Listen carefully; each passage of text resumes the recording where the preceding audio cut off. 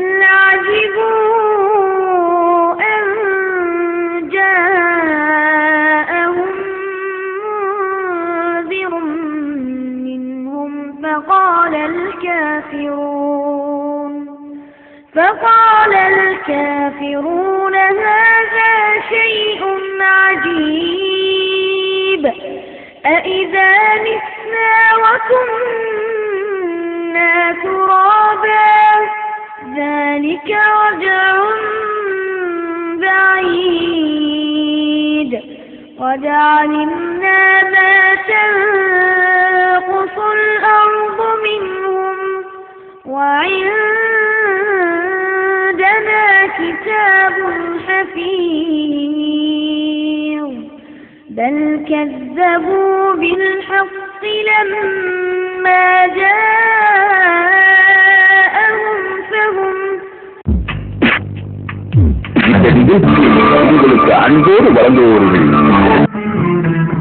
Fatima Jewellers, Usman Road, NSC Boss Road, Praswakam High Road. Alhamdulillah. أشهد أن لا إله إلا الله وحده لا شريك له وأشهد أن محمدا عبده ورسوله. اللهم صل على محمد وعلى آل محمد كما صليت على إبراهيم وعلى آل إبراهيم إنك حميد مجيد. اللهم بارك على محمد وعلى آل محمد كما باركت على إبراهيم وعلى آل إبراهيم إنك حميد مجيد. أعوذ بالله من الشيطان الرجيم. بسم الله الرحمن الرحيم. والعصر إن الإنسان لفي خسر إلا الذين آمنوا وعملوا الصالحات وتواصوا بالحق وتواصوا بالصبر. ஏகனாகிய அல்லாஹ்வை போற்றி புகழ்ந்தவனாக அவனால் எடுத்தறியப்பட்ட சைத்தான்களிடமிருந்து பாதுகாவல் தேடியவனாக அந்த ஏகனுடைய நல்லொரு நமது முஸ்தபா ரசூலே கரீம் ஸல்லல்லாஹு அலைஹி வஸல்லம் அவர்கள் மீது அவர்கள் விட்டுச் சென்ற இஸ்லாத்தை தன் உயிர் கொடுத்து காத்த சத்திய சகாபாக்கள் தாபீன்கள் தபோ தாபீன்கள் நல்லது எடுத்துச் சொன்ன இமாம்கள் மீதும் குறிப்பாக இங்கே கூறி அமர்ந்திருக்கக்கூடிய நாம் அனைவர் மீதும் உண்டாவதாக. ஸலாமு அலைக்கும் வரஹ்மத்துல்லாஹி வபரகாத்துஹு. அன்றைக்குரிய சகோதரர்களே, சென்ற வருட ரமலானுடைய நோம்பு முழுமையில் இஸ்லாமிய புரட்சி என்ற தலைப்பிலே ஒரு முழுமை அடையாமலே அந்த தலைப்பு முடிவடைந்தது. அதற்கு பின்பு அதனுடைய தொடர்ச்சியாக நடத்தலாம் என்று நினைக்கின்ற போதெல்லாம் பல வேலைகள் நிமித்தமாக அந்த தலைப்பு தொடர் இல்லாமலே போனது. இருந்தாலும் அல்லாஹ் அடுத்த ரமலானை தந்திருக்கிறார். இந்த ரமலானிலாவது இன்ஷா அல்லாஹ் இஸ்லாமிய புரட்சியை முழுமையடைய வைத்து விடலாம் என்று எண்ணினாலும் அல்லாஹ் நாடுகின்ற வரையிலும் இந்த புரட்சி நடந்து கொண்டுதான் இருக்கும். அது கியாமத்து வரையிலும் நடந்து கொண்டுதான் இருக்கும். புரட்சி வேண்டும் என்றால் நாம் படைப்பித்துக் கொள்ளலாம். நாம் வேண்டும் என்றால் அந்த தொடருக்கு வேண்டும் என்றால் ஒரு முற்றுப்புள்ளியை வைக்கலாம். ஆனால் அல்லாஹ் நிகழ்த்தக்கூடிய அந்த புரட்சி இருக்கிறது, அந்த புரட்சிக்கு முற்றுப்புள்ளியே இருக்காது என்பதற்கான ஆதாரங்கள் இந்த ரமலானில் சென்ற ரமலானில் இருந்து இந்த ரமலானுக்குள் நமக்கு கிடைத்திருக்கிறது. சென்ற ரமலானிலே நான் உங்கள் மத்தியிலே குறிப்பிட்டு சொன்ன ஒரு இயக்கங்கள் ஒன்று ரெஹ்வானுல் முஸ்லிமீன். எகிப்தை தாயகமாக கொண்டு ஷேக் ஹசன் பன்னா அவர்களை தலைமையாக கொண்ட அந்த இயக்கம் மிகப்பெரிய அளவிலே ஒரு யுக புரட்சியை எகிப்திலே செய்து காட்டியது. பின்பு யாரையெல்லாம் நம்பினார்களோ அந்த நம்பகத்துக்குரியவர்களே அந்த இயக்கத்தை அழிக்க காரணமானார்கள். அந்த இயக்கத்தினுடைய தோழர்கள் எல்லாம் சிதறந்து போனார்கள். ஈசுபல் கர்லாவி போன்ற மிகப்பெரிய அறிஞர்கள் எல்லாம் நாடு கடந்து சென்றார்கள். அதேபோல செய்த குத்துப் அவர்கள் கொல்லப்பட்ட பின்பு அவருடைய சகோதரரான முஹம்மது குத்துப் அவர்கள் நாடு கடத்தப்பட்டார்கள். இப்படி பல இன்னல்களை சந்தித்த ஒரு இயக்கம் அதிலும் குறிப்பாக சொல்ல வேண்டும் என்றால் சலாஹுதீன் அய்யூபி அவர்களுடைய சிலுவை யுத்தத்திற்கு பின்பு சலாஹுதீன் அய்யூபி அவர்கள் செய்து காட்டிய இஸ்லாமிய புரட்சிக்கு பின்பு மிக பிரம்மாண்டமான ஒரு புரட்சி என்று உலகளவிலே சொல்ல முடியும் என்றால் அது இஸ்லாம்கள் நிகழ்த்தி காட்டிய அந்த இஸ்லாமிய புரட்சி. ஆனால் அதை பற்றியெல்லாம் பார்ப்பதற்கு முன்பு முதலில் இஸ்லாத்தை நமக்கு அறிமுகம் செய்த நம் மத்தியிலே கொண்டு வந்து சேர்த்த முஹம்மது ஸல்லல்லாஹு அலைஹி வஸல்லம் அவர்கள் எப்படிப்பட்ட புரட்சியை நடத்தி காட்டினார்கள், அவர்கள் வாழ்க்கையிலே வினயோகங்களால் கலந்து கொண்டார்கள் என்பதை சென்ற ரமலான் முழுமையாக மதீனாவினுடைய ஹிஜ்ரத் வரையிலும் ஹிஜ்ரத்துக்கு பின்பு அங்கு ஏற்பட்ட சின்ன சின்ன போர்கள் வரையிலும் நாம் பார்த்தோம். நான் எதற்காக இதை குறிப்பிடுகிறேன் என்றால் அந்த குர்ஆன் முஸ்லிம் என்று சொல்லக்கூடிய இயக்கம் முக்கியமாக அழைக்கப்பட்டுவிட்டதை நாங்கள் வேறுபடுத்திவிட்டோம். இனிமேல் இஸ்லாமிய புரட்சி என்று பேசுவதற்கு உலகத்தில் யாரும் இல்லை என்று சொல்லிக் கொண்டிருந்த நிலைமையிலே ஆயுதம் தூங்கி தூக்கி மட்டும்தான் புரட்சி செய்ய வேண்டும், ஆயுதம் தூக்கினால்தான் அது புரட்சி, இதையெல்லாம் ஒரு புரட்சி இல்லை என்று பேசிக் கொண்டிருந்த நிலைமையிலே ஆயுதம் தூக்காமலே மக்களை திரட்டி மக்கள் மூலமாக ஒரு புரட்சி நம் கண் முன்னாடி அதே முஸ்லிம்கள் அந்த சமூக இயக்கம் நிகழ்ச்சி காட்டுவது மாத்திரமல்ல, மிக பெரும்பான்மையாக மக்கள் ஆதரவை பெற்று அதனுடைய தலைவர் முஸ்லிம் அவர்கள் இப்போது அதிபர் பொறுப்பை ஏற்றிருக்கிறார். அல்ஹம்துலில்லாஹ். எதற்காக இங்கே சுட்டிக்காட்டுகிறேன் என்றால் முக்கியமாக இருக்கிறார்கள் அந்த இயக்கத்தை. இனிமேல் அது வரலாறு என்றார்கள், அதெல்லாம் ஒரு கனவு என்றார்கள். அந்த கனவு என்று சொல்லப்பட்ட இயக்கம் தான் இன்றைக்கு எந்த வகையில் எதிர்க்கிறது விட்டால் ஒரு அதிபர்கள் கிடையாது, அவரை விட்டால் ஒரு ஆட்சியாளர்கள் கிடையாது என்று சொல்லப்பட்டதோ அந்த எகிப்திலே அமெரிக்காவுடைய முன்னோடு ஒரு ஆட்சியை செய்து கொண்டிருந்தார்கள், ஒரு மன்னராட்சியை செய்து கொண்டிருந்தார்கள். அந்த எகிப்திலே அந்த அதிபர் இன்றைக்கு நாடத்தவனாக ஒன்றுமில்லாதவனாக நிற்கலாக்கப்பட்டு விட்டால் அவருடைய குடும்பம் நிற்கலாக்கப்பட்டிருக்கிறது. மீண்டும் அங்கே ஒரு இஸ்லாமிய ஆட்சி இறைவனுடைய கிருபையினால் நடக்கப் போகிறார். இந்த ஒரு ஆண்டு காலத்திலே நிகழ்ந்த ஒன்று. அதேபோல் சென்ற வருடத்திலே ஆரம்பிக்கின்ற போது ஒரு முக்கியமான ஒன்று உங்கள் மத்தியிலே சொல்லி ஆரம்பித்தேன். அதில் ஒன்று பாலஸ்தீன விடுதலை. பாலஸ்தீன மக்களுக்கு நிகழ்த்தப்பட்ட கொடுமைகள், பாலஸ்தீன மக்களுக்கு இன்று வரையும் நிகழ்த்தப்படுகின்ற கொடுமைகள், இந்த நிமிட வரையும் எப்படியெல்லாம் அந்த மக்கள் பரிமளிக்கப்படுகிறார்கள், எப்படியெல்லாம் உள்ளாக்கப்படுகிறார்கள் என்பதையெல்லாம் கோரிட்டு காட்டிவிட்டு அதிலே ஒரு தலைவரை, ஒரு நல்ல நோக்கத்தோடு உருவாக்கப்பட்ட தலைவர் இந்த அந்த தலைவரை வைத்து அந்த நாட்டிலே, அந்த சின்ன நாட்டிலே குழப்பத்தை ஏற்படுத்தினார்களே, அந்த அரபா என்று சொல்லக்கூடிய அவர் கொல்லப்பட்டாரா அல்லது மரணம் அடைந்தாரா என்ற கேள்வியை உங்கள் மத்தியிலே வைத்தேன்.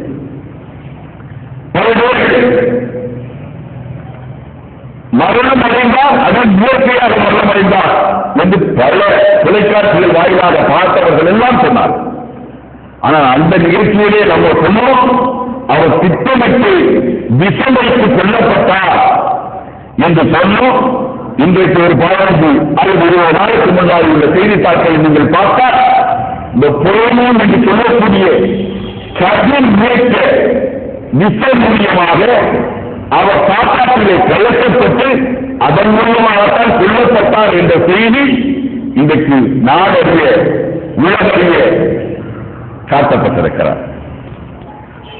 இவர்கள் நாடுகள் எந்த உண்மையை வெளியே கொண்டு வருகிறோம் உதேசமா என்பதற்கான ஆதாரம் இந்த ஒரு வருடங்களுக்கு இடையிலே நமக்கு நிகழ்ந்திருக்கிறார், நிகழ்த்தப்பட்டிருக்கிறார். இந்த புரட்சிக்கெல்லாம் வித்திடக்கூடியது அந்த அல்லாஹ்வுடைய ரசூலுடைய வழிகாட்டு மூலமா அவர்களாலே முதன்மையான புரட்சியாளர். அந்த முதன்மையான புரட்சியாளர் எப்படிப்பட்ட புரட்சியை அந்த மக்கள் மத்தியிலே கொண்டு வந்தார்? ஒரு காட்டுகளாக சமுதாயத்தை தலைகளாக மாற்ற முடிந்தது. எதிர்த்து மாற்றி காமித்தார் என்பதை காட்டுகின்ற மூலமாகத்தான் அல்லாஹ்வுடைய ரசூலுடைய அந்த நகத்துவம் பெற்றதென்றும் அவருடைய வரலாற்றிலே நிகழ்ந்த நிகழ்வுகளை எல்லாம் பார்த்துக் கொண்டே வந்தோம்.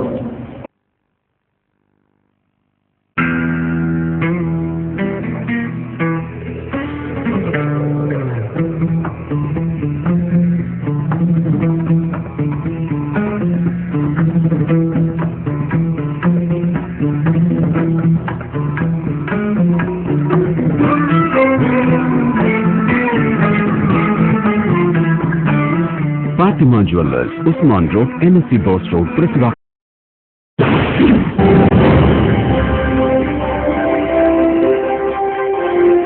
Ali Muhammad Saleh College of Engineering. அனைவருக்கும் ஆலி முகமது சாலி கல்வி குடும்பங்களின் இனிய ரமலான் நல்வாழ்த்துக்கள். சென்னையில் கடை வைத்து ஏதேனும் வியாபாரம் செய்பவர்களா நீங்கள்? இதோ உங்களுக்கு ஒரு அரிய வாய்ப்பு. தங்க நகையை தினத்தவணையில் வாங்க 5000 முதல் 1,00,000 வரை வட்டியில்லா அழகிய கடன். ஆர்கே கோல்ட் ஹவுஸ், வில்லிவாக்கம் பேருந்து நிலையம் அருகில், சென்னை. போன் 26177770, செல் 9578512043. அதை பார்த்துக் கொண்டே வந்ததிலே பாடத்திலே சின்ன சின்ன போர்கள் எப்படியெல்லாம் நடந்தது, எங்கெல்லாம் நடந்தது, யாரெல்லாம் தலைமை தாங்கினார்கள், அதில் எப்படிப்பட்ட கருத்து குழப்பங்கள் ஏற்பட்டது என்பதையெல்லாம் நாம் தெரிவு செய்ய பார்த்தோம். அது மிக முக்கியமான போர் என்று கருதக்கூடிய அந்த பதில் போர், முதன்மை போர், ஒரு மிகப்பெரிய 2 கூட்டம் மோதிக்கொண்ட ஒரு போர், ஒரு பிரம்மாண்டமான ஒரு கூட்டத்தை ஒரு சின்னஞ்சிறிய படை வீழ்த்திய ஒரு போர். அந்த போர் நிகழ்வதற்கு முன்புதான் ஹிஜ்ரி 2ஆம் ஆண்டில் தான் நோன்பு நமக்கு கடமையாக்கப்படுகிறது. இந்த நோன்பு இருக்கிறது, இன்றைக்கெல்லாம் நோன்பை வரவேற்றவர்களாக மற்ற எந்த நேரத்திலும் இவ்வளவு பிரம்மாண்டமான கூட்டம் விசாரணைகள் கூட இருக்கார். ஆனால் இரவு தொழுகைக்கு ஒரு பிரம்மாண்டமான கூட்டம் வருகிறது. இந்த கூட்டம் வருகிறது எதற்காக என்றால் கண்டிப்பாக அல்லாஹ்வுடைய நன்மையை பெற வேண்டும்.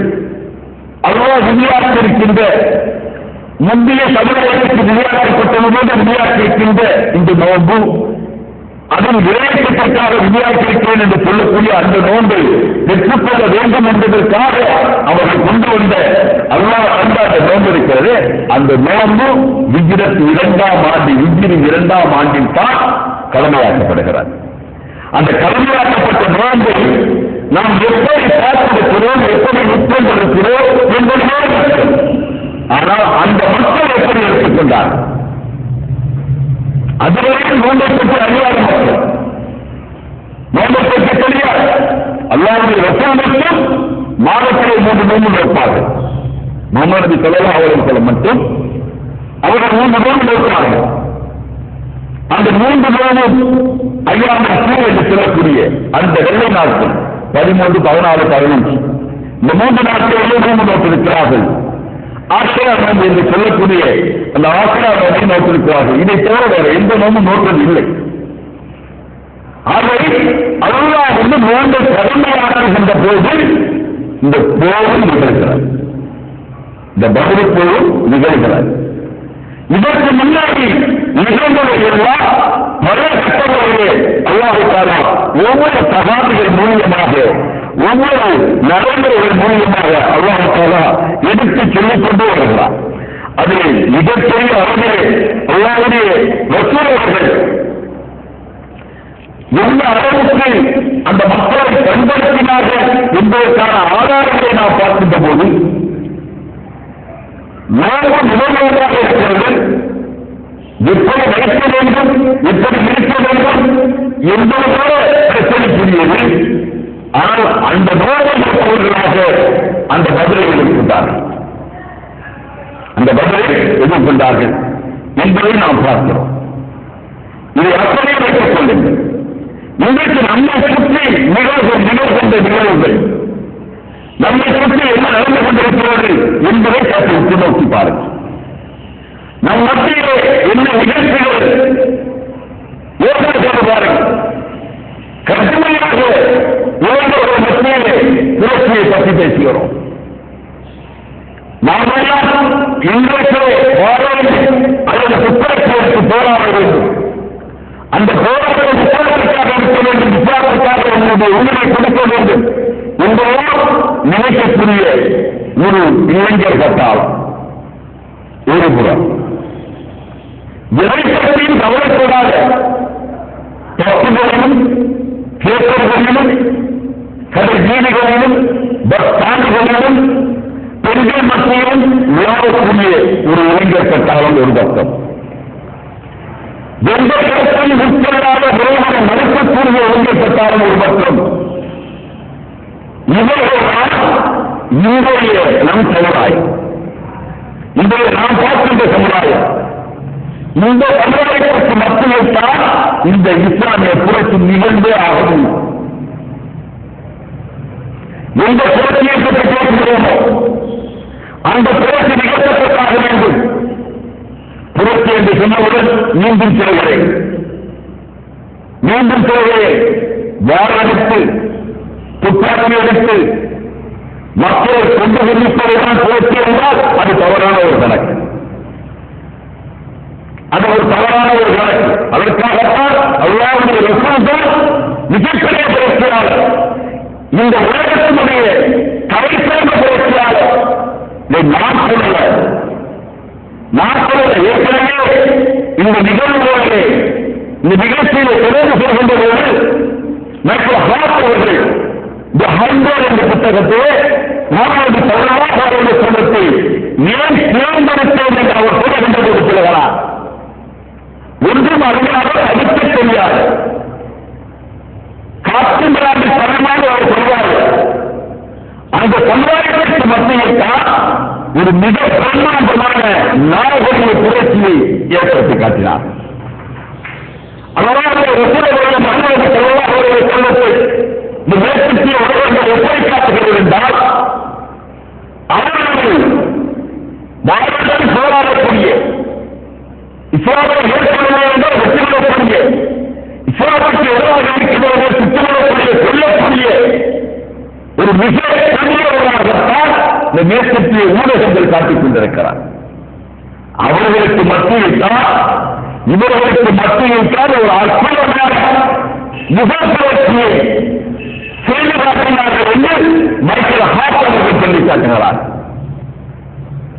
அவர்கள் எப்படி செய்து காட்டினார்கள், எதன் மூலமாக அவர்களால் இந்த சாதனை செய்யப்பட்டது, இந்த சாதனை எதன் மூலமாக செய்து காட்டினார்கள் என்பதை பார்க்கின்ற முகமாகத்தான் அல்லாஹ்வுடைய ரசூலுடைய அந்த வாழ்க்கையை புரட்ட வேண்டியிருக்கிறார்.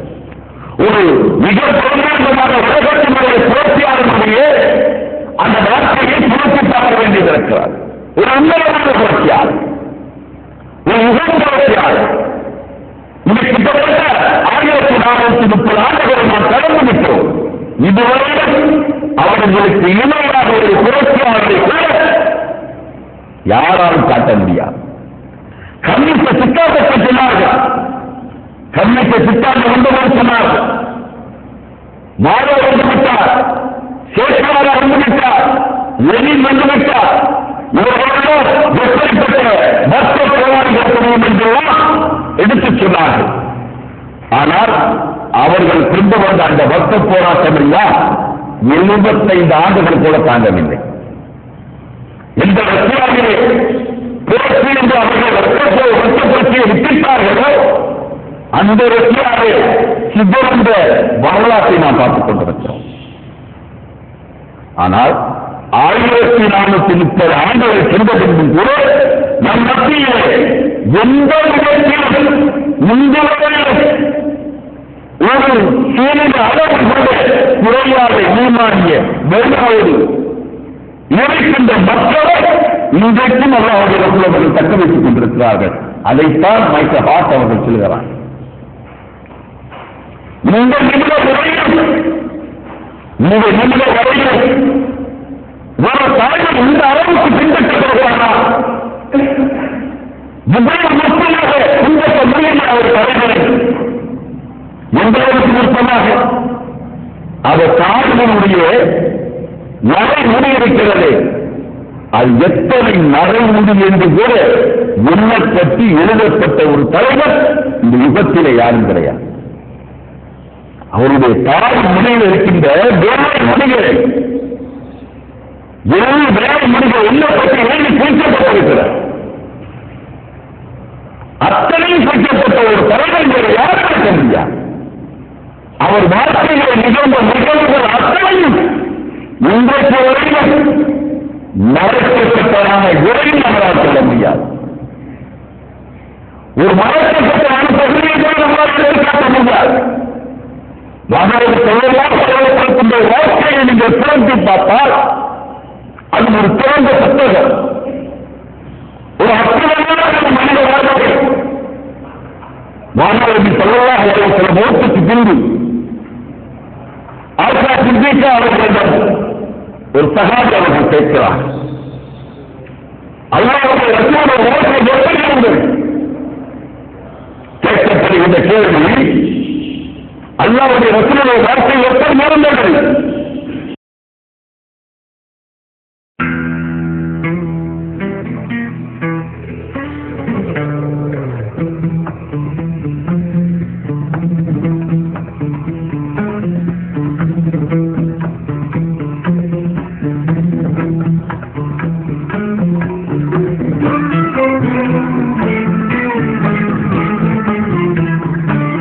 Fatima Jewellers, Usman Road, NSC Boss Road, Prithva. NSC Boss Road, Uzainia Jewellers. தரமான தங்க நகைகள், புத்தப்புது டிசைன்கள், அன்பான உபசரிப்புக்கு Uzainia Jewellers. Uzainia Jewellers 168 NSC Boss Road, Chennai 79. என் பாப்பாவுக்கு உடம்பே சரியில்லை. தலைவலி வந்துட்டா மருந்து குத்தம் சரியா போச்சு. ஆனா கால்வலி வருது. கால்வலிக்கு மருந்து குத்து சரியா போச்சு. ஆனா எல்லா வலியும் இருந்துச்சு. ஒரு ஜாதிக்கு மருந்து சாப்பிட்டு இன்னொரு ஜாதி வரணுமே இது வராது. யுனானி மருத்துவமால் நோயை குணப்படுத்த உடலையும் பலப்படுத்தும். யுனானினா பிரபானி, பிரபானினா யுனானி. டாக்டர் ஹக்கீம் எஸ்.ஏ. சையத் சத்தார், பிரபானி ரோக்கிசாலா, ராமபேட்டை, சென்னை. அஸ்ஸலாமு அலைக்கும். வலைக்கும் சலாம். சாதிமா, எனக்கு ப்ரமோஷன் கிடைச்சிருக்கு. மாஷா அல்லாஹ், ரொம்ப சந்தோஷம்ப்பா. இன்ஷா அல்லாஹ் இனி நீ உன் வருமானத்துல மனைய வாங்கினாலும் தங்க நகைய வாங்கினாலும் அது ஆர்கேல வாங்குப்பா. நம்பிக்கைதான் சந்தோஷம். நம்ம சந்தோஷம் RK housing, RK gold house, Chennai, Tirunelveli. திருமறை குர்ஆனாக இருந்தது. திருமறை குர்ஆன் எதை சொன்னதோ எதை செய்ததோ அதை செய்தார்கள். எதை தடுத்ததோ அதை தடுத்தார்கள். அந்த திருமறை குர்ஆனாகவே வாழ்ந்தார்கள். அப்படி சொல்லக்கூடிய ஒரு வார்த்தையாக, சிறந்த புத்தகமாக, மனைவிக்கும் அவர்களுக்கும் இடையிலான பிரச்சனைகள் கூட பகிரங்கப்படுத்தப்பட்டது. மனைவிக்கும் அவர்களுக்கும் இடையிலான பிரச்சனைகள் கூட பகிரங்கப்படுத்தப்பட்டது. எல்லாரும் கூட ஒருமைப்படுத்தப்பட்டது. அவர்களால் மனைவிமார்களுக்கு உணவளிக்க முடியவில்லை என்பது மிகப்பெரிய பிரச்சனையாகும். எங்களை சரியாக பராமரிக்கிறோம் என்று அத்தனை மறைவுமாகவும் அன்று அல்லாஹ்வை ஒப்புவித்ததாக இருக்கின்ற போது அல்லாஹ் மிக தெளிவாக சொல்கிறார். மிக தெளிவாக வசனத்தை நோக்கி அவர்களுக்கு பாரம்பரியத்தகரான் அந்த அளவுக்கு தேர்ந்தெடுத்தான். அல்லாஹ்வுடைய ரசூல் என்று வந்திருந்தவானால் அவருடைய மனைவி அந்த அந்தஸ்தான் ஏற்க வேண்டும் என்றால் இந்த கஷ்டங்கள் அப்போது நீங்கள் ஏற்றுக்கொள்ள வேண்டும்.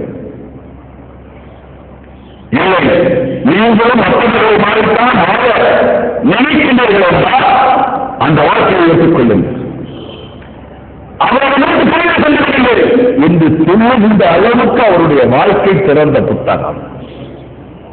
மூளைய பகுதிகள் இன்றைக்கு தலைவர்கள் நேரடியாக நடந்துகிறார்கள், மதுவுக்காக போராடுகிறார்கள், மதுக்களை முழுவதுகிறார்கள்.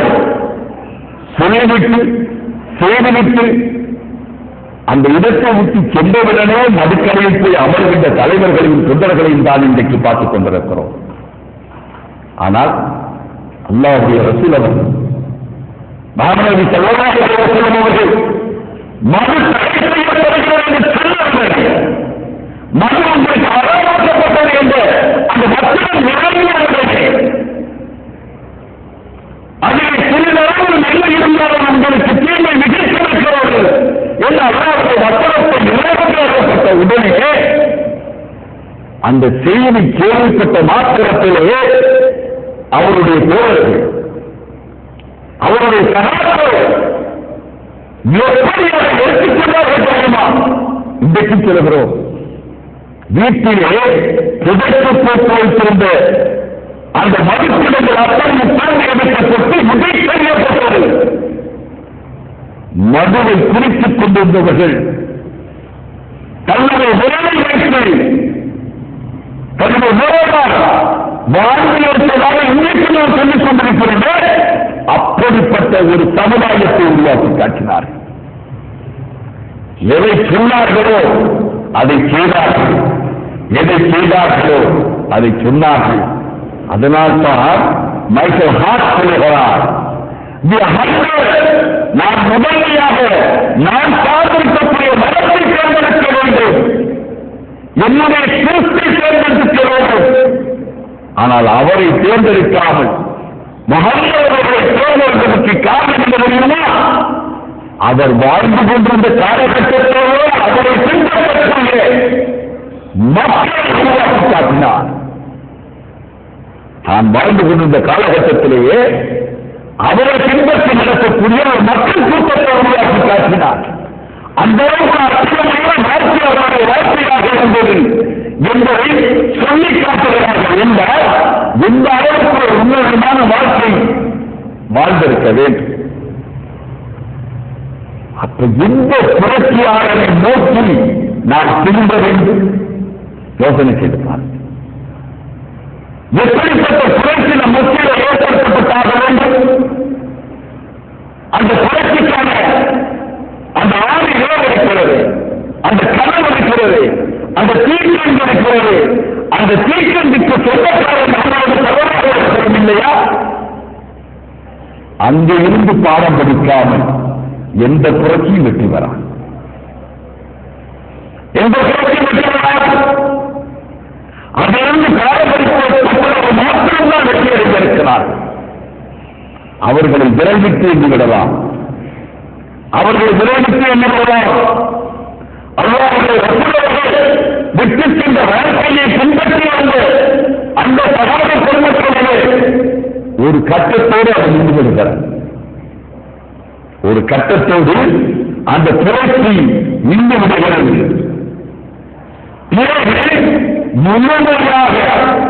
முழுமையாக இஸ்லாம் என்ற ஒன்று உள்ளதோ என்ற எண்ணத்தோடு இந்த அளவுக்கு கபர் தியாகத்துக்கள் உருவாக்கப்படுகிறார். மனிதனை கபர்களாக மாற்றப்படுகிறார்கள். இரண்டு மனிதனுக்கு சமாதிகள் கட்டப்படுகிறது. சமாதி வழிபாடுகள் தோன்றுகிறது. சமாதி வழிபாடுகள் தோன்றியது என்பதால் குழப்பங்கள் அழிக்கப்பட்டு போனது. இந்த சமாதி வழிபாடுகள் தோன்றுவதற்கு எது காரணமாக இருந்தது?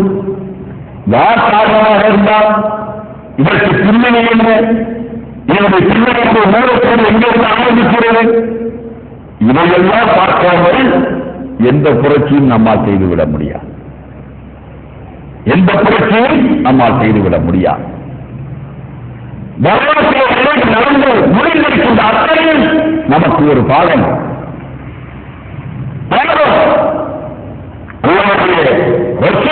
வாழ்க்கையை நாம்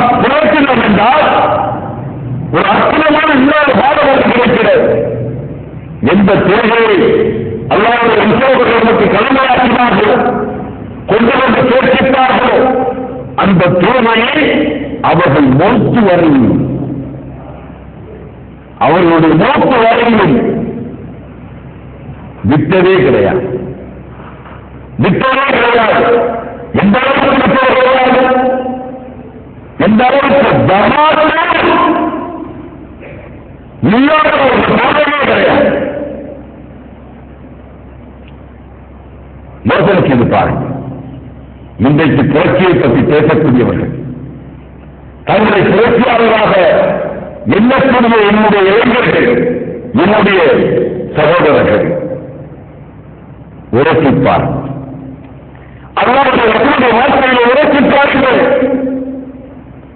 அவர்கள் பிரயோகத்தில் கூட இயல்பத்தோடு தஹஜத்தை விட்டது கிடையாது. அல்லாஹ்வுடைய ரசூல் அவர்கள் தஹஜத்தை விட்டது கிடையாது.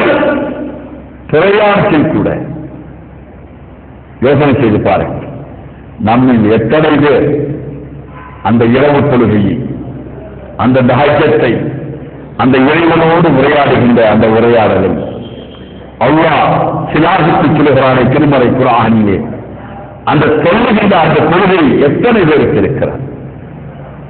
அதெல்லாம் இல்லாமல் நாம் புரட்சியாளராக மாறிவிட முடியுமா? அதெல்லாம் இல்லாமல் சோழர்களை நீங்கள் தாழ்ந்துவிட முடியுமா? இதெல்லாம் ஏற்படுத்தப்படாமல் வெற்றி வந்து முடியுமா? அல்லாஹ்வுடைய நல்லடியார்கள், என் அன்புக்குரிய இளைஞர்களே, ஒன்றை தெளிவாக்கிக் கொள்ளுங்கள். ரசூல் ஸல்லல்லாஹு அலைஹி வஸல்லம் ஒவ்வொரு பக்கம் ஒரு பாருங்கள். இதை அல்லாஹ்வுடைய ரசூலுடைய வாழ்க்கையை அப்படியே எடுத்துக்கொண்டு சலாமுன் ஐயனுடைய வாழ்க்கையோடு ஒப்பிட்டார்கள். பின்பு வருகிறேன், பாலஸ்தீன வரலாற்றுக்கு நான் பின்பு வருகிறேன், அந்த புரட்சிக்கு பின்பு வரப்போகிறோம் இன்ஷா அல்லாஹ். ஆனால் அந்த சலாமுன் ஐயனுடைய வாழ்க்கையை பிறகு பார்க்கின்ற போது சுப்ஹானல்லாஹ் ஒரு ஒற்றுமை கொண்டது. என்ன ஒற்றுமை தெரியுமா? அவர் ஒரு வக்து தொழுகையை கூட ஜமாத் இல்லாத சூழ்நிலை, ஜமாத் இல்லாத சூழ்நிலை, தஹஜ்ஜுடைய பிரயோகத்தில் கூட விட்டதில்லை. எந்த சலாவுதீன் அய்யூபியை கிறிஸ்துவனுடைய சிம்ம சொப்பனமான இன்றைக்கு ஒரு 5 லட்சம் சலாவுதீன் அய்யூபி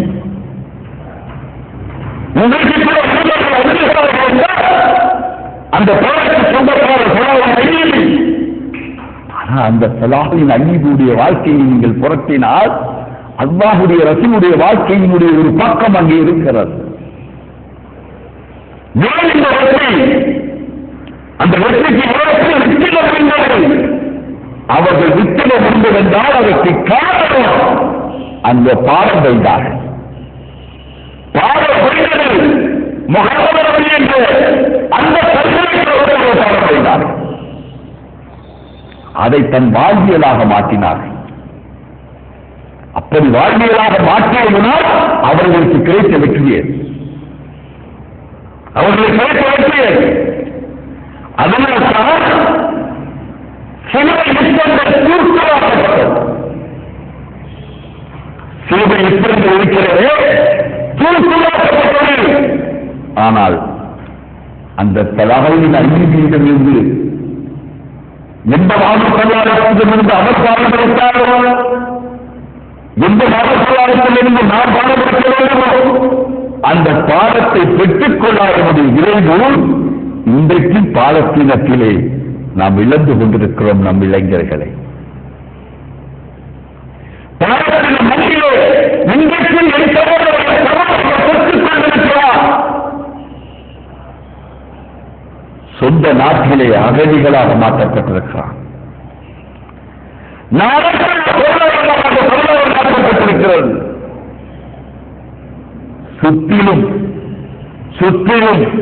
58 முஸ்லிம் நாடுகள், 58 முஸ்லிம் நாடுகள்,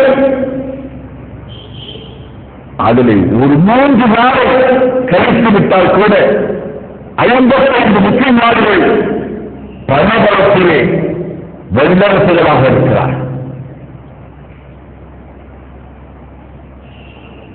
அப்படி இருந்தும் கூட என் சகோதரர்களை காப்பாற்ற முடிகிறதா என்றால் இல்லை. காரணம் என்ன? ஈமானிய வலு, ஈமானிய பலம் பலகீனத்திறன் பலவீனத்திறோம். அல்லாஹ்வுடைய ரசூல் அவர்கள் சொல்லி காமிக்கிறார்கள். ஒரு காலத்திலே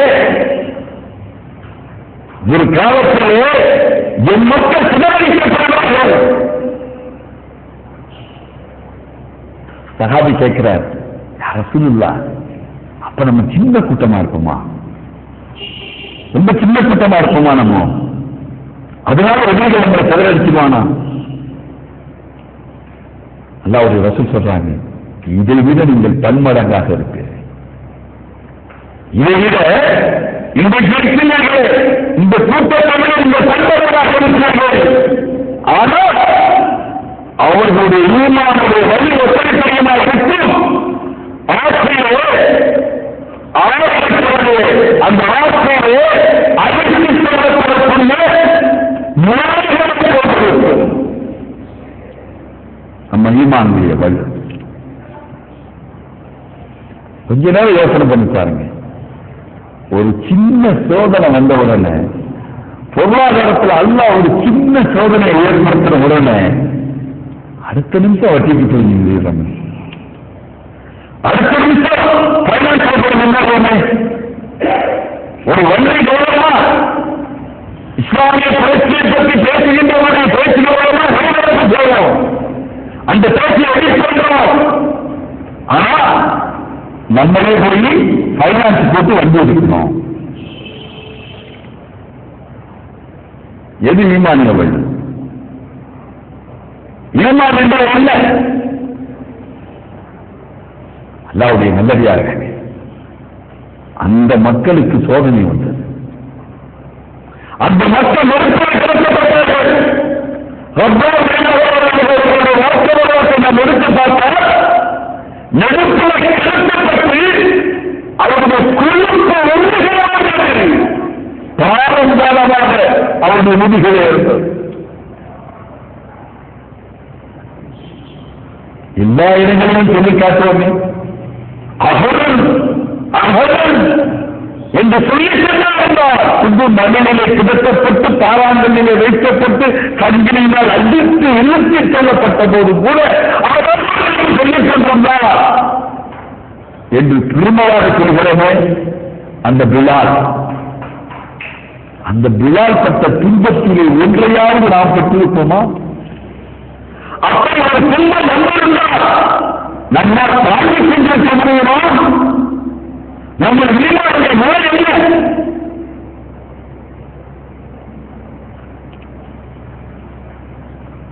யாசிர், சுமையா இருவரும் கொல்லப்பட்டது. அந்த இரண்டு அடிமைகளுக்கு பிறந்ததாக அம்மாவுடைய தலையை போயிருக்கிறார். அந்த நிலைமையும் கூட